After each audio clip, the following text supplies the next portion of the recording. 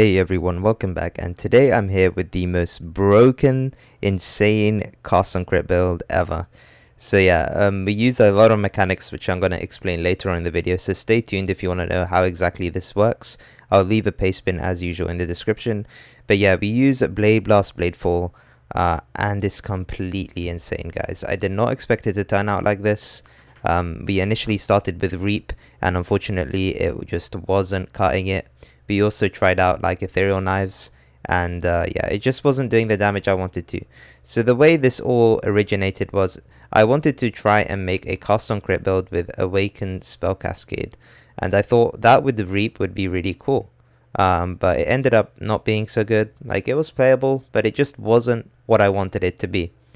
So we ended up going for like all this cold conversion and mechanics to try and make Reap work, and it still just wasn't doing anything very good. So we changed over to Blade for Blade Blast, and there was a series of events which I'll explain that just led up to this point, and it's just really cool how this build worked out. I'm really happy with it.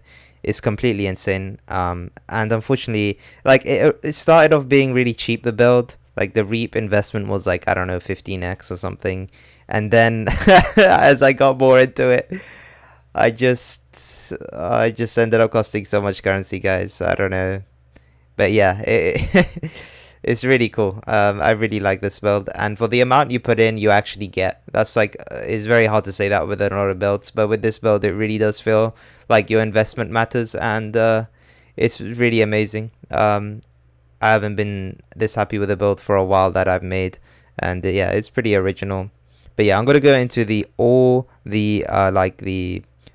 explanation of how everything works, how we get 100% crit, how we get 100% hit chance. All of that stuff is going to be covered, and how we get our attack speed and everything. But yeah, enjoy this ultimatum, and I will see you guys in just a second. Alright guys, now I'm going to get into the gear explanation. So I quickly want to cover exactly what the whole process was for this build. We've got different support gems and skills over here. So obviously, as I said earlier, Reap just wasn't good enough, even though it was kind of cool. It just didn't do the damage I wanted it to do. So yeah, and we really still wanted to use Spell Cascade. So next up, we tried ethereal knives. Now obviously ethereal knives can't use Spell Cascade, it's unsupported, so we had to change Awakened Spell Cascade for Awakened Fork, and then use Ring of Blades as well. Now this was actually okay, but it felt kind of the same damage, a bit better clear than Reap overall, but it didn't feel that good. So we finally got into Blade Blast and Blade Fall. Now, it's really strange to run these two in the same 6 link, because usually you want to scale Blade Blast AoE, and you want to downscale AoE for Blade Fall, like run Conk Effect and stuff. But what I did instead, because we wanted to get a good balance, is that I scaled pretty much no AoE on this build, and overall by doing that, we don't run into too many problems. Now, I'm sure we're not getting the optimal amount of blades like exploded overlapping or whatever, but it's still working out really well. So for these support gems, we're using a Divergent Cyclone for the more move speed. We're using of course Awakened Spell Cascade, and it works extremely well with both of these together. That's why we're using it. And then Awakened Cold Pen is our highest damaging support that we can run, and we're basically running this on like a really low amount of links. So as you can see, Cyclone isn't really a link, like a damage link. Awakened Spell Cascade is, Awakened Cold Pen is, and then we've got Cast on Crit. So we're running on like a 4 link for each one, as you can see. And we're actually, what's really crazy is that Blade Fall is actually doing damage on its own. It's doing 1 mil DPS on its own somehow, because we have so much fizz scaling that's being converted. I'll show you how we're converting that as well. But yeah, and then the reason we're running a Divergent Cast on Crit, you might be saying, oh, you need cooldown recovery, and we actually do, but we get cooldown recovery from the Torrent's Reclamation, and before the Torrents we were using this belt, which gave a lot more ES and cooldown recovery. So yeah, this gives attack speed. So attack speed is really good because we're trying to get as much attack speed as possible, but we don't want to go over the 7.57 attacks per second. And the thing is, we actually have double 7.57. It's because we have two skills. And now I looked it up on Reddit, and it made sense, and it actually works like this. If you have two skills on one cast on crit, then they alternate. That means you need double the attack rate that you normally would.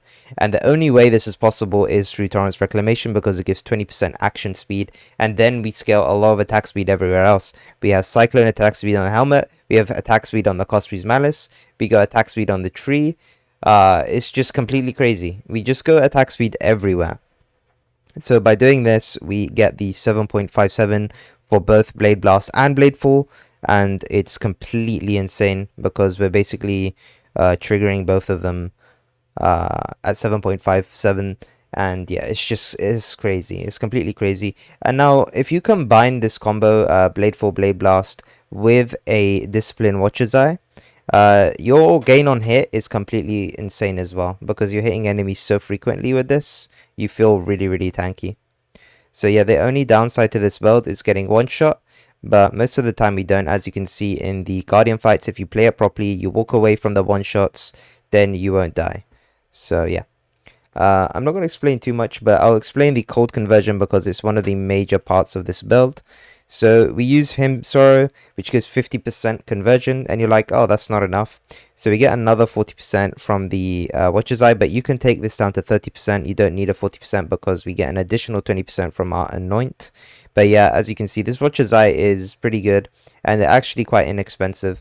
So yeah, I think that one cost me about 6 exalts, which was really nice. I did wait for someone to come online though, because I felt like the other ones were a bit overpriced. I didn't want to pay 10 exalts for that Watcher's Eye. It did not seem worth 10 exalts, and that's what the price was for the rest of them. So yeah, and then we get the Winter Spirit Anoint for the additional 20%. So the reason you can drop 10% on here is because about 100%, even at 30% on the Watcher's Eye, if you anoint this, and this anoint is extremely powerful. Now, converting all our damage to cold basically means that we get to scale the hatred really well. Now, hatred is insane for physical spells that are also converted. So we get Fizz's Extra with hatred, and on top of that we get more cold damage, and it's really good, guys. And then obviously we get cold damage from Cosprey's, which gives us even more cold damage, which is really nice. And that's pretty much all the cold scaling. And then what we do to scale it even more is to run a Herald of Purity, and we run a Circle of Guilt as well. And this basically scales our physical even more, and that is all getting converted, and that is also getting scaled. So as you can see, it can get kind of ridiculous how much damage we're getting out of all of this. And for auras, we're running Flesh and Stone, because I think on a cast and crit build that Flesh and Stone is almost mandatory because of being a melee build, and you do not want to be getting hit by melee attacks. And then we're running Zealotry over here for additional spell damage, and the main reason we're running Zealotry above all else, even if it didn't give them more spell damage, is that the 10% chance to create Conk Ground on hitting a rare or unique enemy. This basically makes it so that without Bottled Faith, we're going to have Conk Ground on the enemy, which caps our crit chance with all things considered. Just to let you know, we have 100% crit chance without Bottled Faith, which is insane. And I always aim for that on my custom crit builds, because I really enjoy no flasks and still having smooth, consistent damage. So yeah, and then we're running Precision over here. Of course, we need it for accuracy rating. Accuracy is always a problem on cast on crit, so you do need that. And then we're running a Vitality for the health regen to out regen the Blood Rage. And then we take Zealot's Oath over here so that we actually benefit from that. Aspect of the Spider for some increased damage, and Discipline for some ES. And that's it. And obviously Hatred, which I explained earlier. Okay, so let's explain the tree a little bit. I don't think I need to go over anything else, apart from, I guess I have quite optimal gear in this scenario. It's not like perfect, but it's pretty optimal. So obviously we have the +1 power charge synthesized helmet that I crafted myself. Obviously I got the base power charge Solaris circlet, which was, I think, 2x, something like that.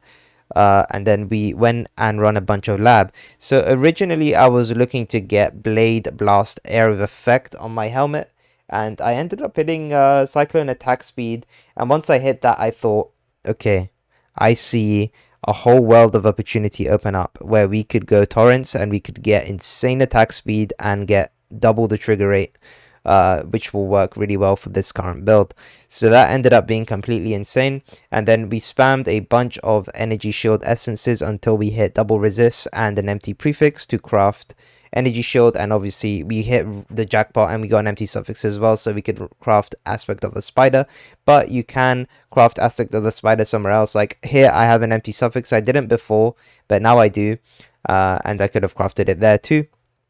Obviously, definitely try and get aspect of the spider on your ring, because then it makes juggling around your links a bit more difficult, because aspect of the spider actually gets affected by a lot of support gems. So you want to be really careful with what you link in the helmet so you don't increase the mana reserved. I made sure that none of these links increase the mana reserved, and I actually had to swap around a lot of things. Okay, so how are we capping our crit?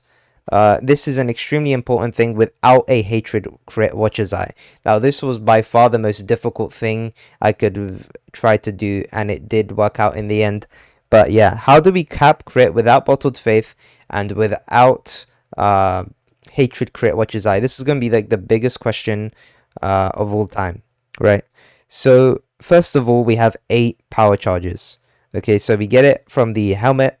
We get power charges from the tree, of course. We run inner conviction, and we don't really get power charges anywhere else. Like, we don't have power charge rings. We don't have anything like that. And obviously we take every single power charge on the tree. So we end up with 8 power charges. So that already helps a lot with being an assassin. I don't know why it's hidden. Oh yeah, I need to explain that anyway. But yeah, we get a lot of crit chance, right? We get 1.5 at max.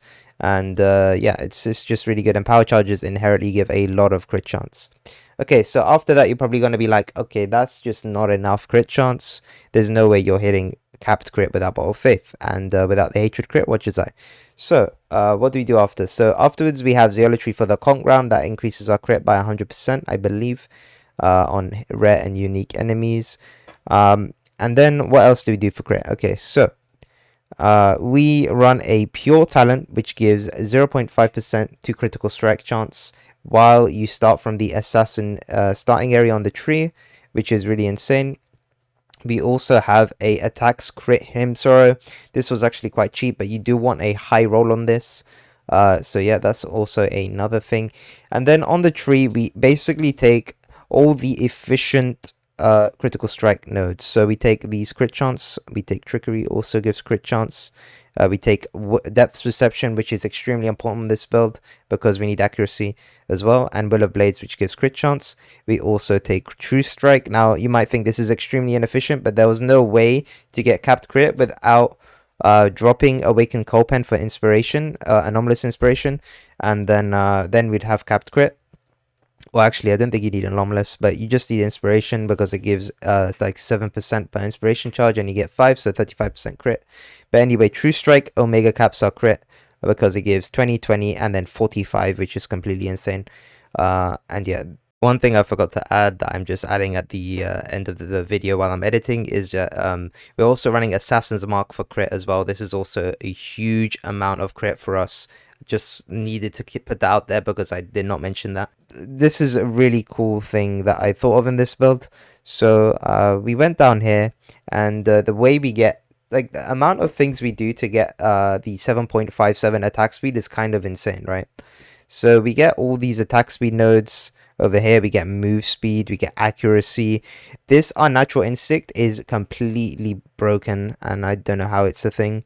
But yeah, it's just completely insane. The amount of useful stats we get from it is just, like, it's crazy. Now, I really do want an extra level to, like, take this point. But unfortunately, I'm extremely starved for points on this build. So it's really difficult to even get 1 point because I really do want to have access to endurance charges. But that's the only thing about that. But yeah, guys, the amount of attack speed we get is kind of insane. So obviously, we have the torrents. Now, we actually have to be really careful with the attack speed that we don't go over. And to make sure of that, we divined our torrents to 14% because I bought it at 13% attack speed, and then we qualityed it by a little bit to get 16, but you want a 14 attack speed roll to quality minimum, because otherwise you won't be able to get 16% attack speed if you're like identically copying my build. But instead of doing all this, you really need to go in POB and make sure you are getting as close to 7.57 attacks per second as possible. And obviously with this build we managed to hit 7.57, which is the absolute optimal attack speed that you could get for this cast on crit build at the moment. So it's completely insane, guys. Yeah, if you have any questions about the build, let me know. I've been working on this build for about a week now and it has turned out really well. It's a shame that Reap wasn't so good. I was hoping that Reap was going to be insane, but it just wasn't. And yeah, that was really unfortunate. The last thing I can probably explain that you could need explaining on is the cluster jewel over here. Now, this is the only thing that's not optimal about this build, and I will be upgrading this if I keep playing the game. But I'm thinking this is probably my last build of the league, unless I decide to do SSF or hardcore or something different. But anyway, so the only thing that you want is, instead of Vengeful, you want Blanketed Snow. That is the completely optimal cluster jewel over here. But that's about, I think the going rate for this cluster is about 10 exalts if you go for Blanketed Snow minimum. And I don't know if Blanketed Snow is pushed to the back or it's over here. That would also change the price. If it's at the back, it's going to be cheaper. If it's at the front, it's going to be more expensive. Anyway, so we run Vengeful now. This isn't that optimal, but you know, it is what it is. We just run it, and then we run Blast Freeze. Blast Freeze is insane. We basically don't interact with any automated monsters, which feels really good. And then Astonishing Affliction, Cold Conduction. Now, there's a lot of different options you can run here. You can run the what's it called? The Wish for Death Evil Eye, which gives Culling Strike and 5% increased damage with your curses, or like 5% increased damage to enemies that are cursed by you. So that would also be really, really good. And if you do prefer that over this cluster, but I personally think that and saw on POB that this gives much more damage, the Cold Conduction Astonishing Affliction. So I went for that. But this is one thing you can swap out on the build and it won't affect anything too drastically. I wouldn't recommend scaling AoE because you'll have anti-synergy with Bladefall, and it will like make the, I think it like ups the spread of it or something of that sort, which is really bad. So we don't want that. But yeah, guys, if you have any questions, you have any improvements maybe that I can make to the build, let me know. But this is currently at 97 assassin. It's really insane. And I'm really, really happy with it. It's been quite a journey. And yeah, please subscribe if you guys want to see more of this type of content, and I'll see you guys in the next one. Bye bye.